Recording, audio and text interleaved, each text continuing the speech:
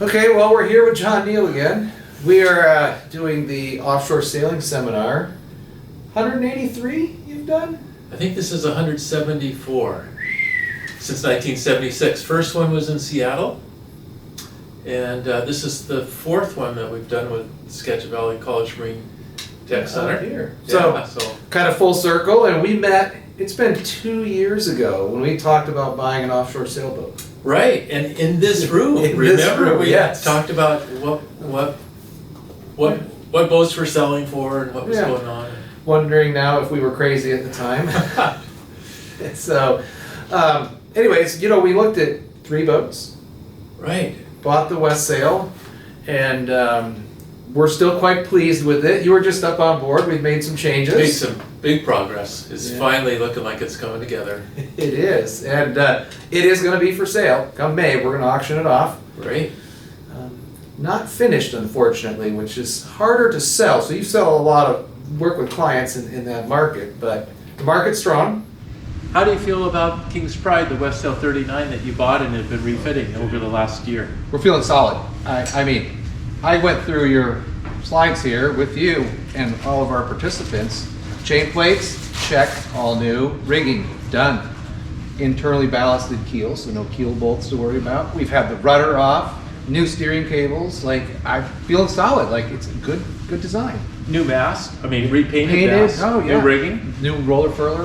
Ooh, we're solid. So I'm feeling good about that. But I picked up on something about where you could purchase different boats. Well, I've always asked, what about buying a bargain boat? Because of COVID, a lot of people have had to abandon their boats, including me in New Zealand. They've had to abandon their boats in exotic places like Tahiti, Croatia, and fly back. And now, since they've been gone for 2 years of COVID, a lot of those boats are up for sale in exotic places. So, And I was thinking about that because I sell King's Pride. I'm gonna take my pile of money. So the reason you don't want to buy a boat down there is because there's not a lot of skilled mechanics and stuff to get it back in good condition, right? well, that's the challenge. And so the challenge is getting parts there, but the biggest challenge is getting anybody who can do the things. If a boat's been sitting 2 years in the tropics, a bunch of things are not working. I've got a plan, John. Plan? What's that? Sabbaticals. Sabbatical. It's a thing for us, college instructors. Oh. Gonna get a note, from my boss and be like, we're gonna buy a boat in French Polynesia. Tahiti. Tahiti. Yeah, We'll fix her up, sail it to New Zealand, worth more money, right? definitely worth more in New Zealand. I think I got a plan. Let's talk to the president of the college. Just like that. Just like that. Good luck. All right.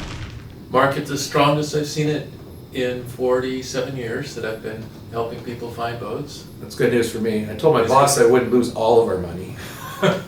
It's really good news. No, it's I just saw for the first time ever, I had some boat purchase consultation clients who took the seminar here, the workshop here 3 years ago, I believe. They just made an offer. They sent me their offer on a Sector 41 that Offfshore Yachts had in Seattle, and they made a full price offer with an escalation clause. Just like houses? Just like houses. I've never heard of that because the boat hadn't even been listed, and there were a ton of people interested in it. Wow. And by the time they got the listing on, they had the first offer on the table at full price. And but it's taking them because this was the 4th boat that they had made an offer on over the last year. They lost out on all the other 3 because somebody made a higher offer quicker than them. So I hope that happens to you. I hope so with too. King's Pride. Yes, well, the money's going to go back into the school. Right, which of is course. good. But and it'd be nice to get it moving on. it would be nice to get somewhat. We've invested. So we bought the boat for $25,000. I don't recommend bargain boats actually, unless you're crazy and like working on boats like us. So, but actually, we had a mission, and it wasn't about making money. It was about training students. Training students. We had COVID. Our students couldn't go out in the yard, so we needed a hands-on, authentic learning, and so that's been a huge win. Yeah. Unfortunately, we're not done with the boat because all of our students are out working.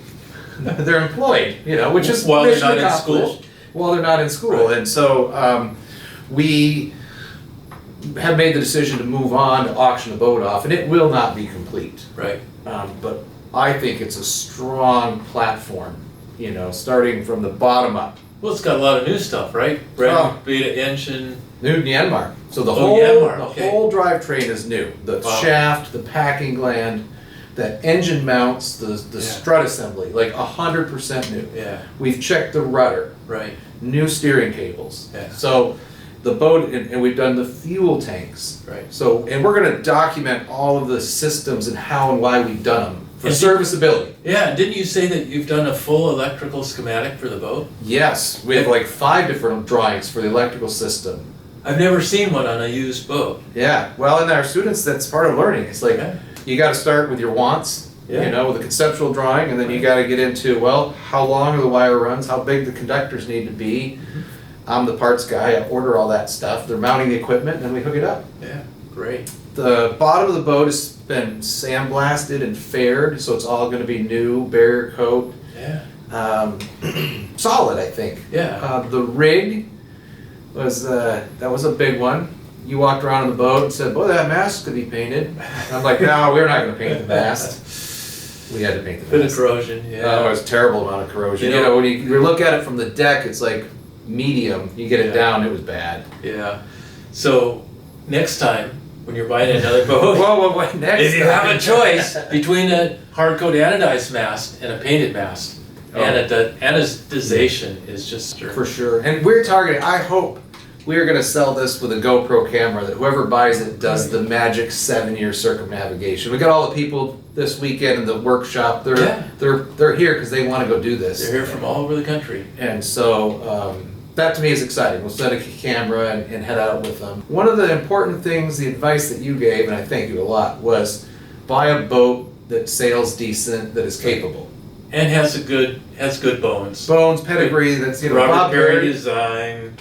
Westsail built actually really sturdy boats. I think the Westsail 39 was a breakthrough boat, way ahead of its time. It's an attractive boat. I've sailed on one in San Francisco Bay. They're fast. They're Yeah. stiff. I think it's gonna be, we'll get to sail it a couple of times before we I sell hope it, take so. some students out, Yeah. so that'll be fun, for sure. Yeah. But anyways, we did the downside, and full disclosure, it was an owner completed boat, and a few people said, don't do that. Bob Perry looked around, don't do that. I never said I told you so. No, but we had no choice, we were Yeah. on a shoestring Yeah. budget. Yeah, 25 grand. What can you buy for 25? Well, we had 50, we thought if we spent 25 on the boat, we had 25 for parts. And how much have you spent on parts so far? 75,000, just in parts. Not maintenance. I mean, not No labor, no. Not labor. No, just UPS showing up. And the amount of time I've spent sourcing parts has Yeah. been immense. And we've had some donations on top of that. Right. So, but come May, we're gonna open it up and do some tours. We got the Anacortes Boat Show happening. Great. And let people walk around. So even if you're considering refitting a boat, come see us and we'll talk you out of it. And you said that you've tracked all the expenses. Yes, on Cruisers College, on my website, there's a full spreadsheet month Yeah. by month of the Yeah, that's really expenditures. interesting. 'Cause And people don't believe that when I say you want to buy the newest boat you can possibly get, even if it's a bit smaller than what you would ideally like, and best quality you can, and go sailing. and go If sailing. that's your goal, to go sailing, yeah.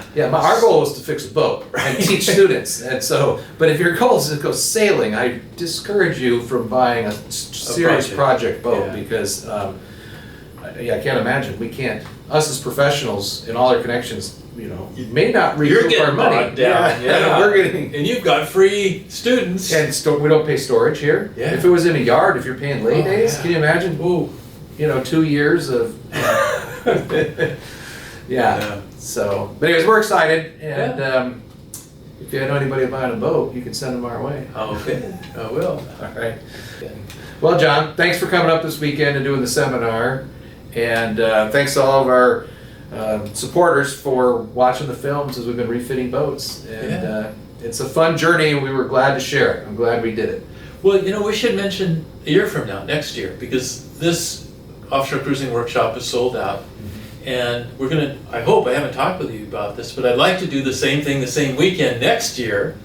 And Yeah, absolutely. It's an annual event. And with the hands-on diesel, the hands-on electrical, and we got some sewing machines set up. yeah, that's right. Sail rights. Yeah, that's right. Yeah, this is a great place if you're considering offshore, and this guy's got so much knowledge, and it's really worth coming to Anacortes, and you always get to look at boats too. Yeah, So it's a fun weekend. it's a great weekend. All right, thanks for watching. Thank you, Mike.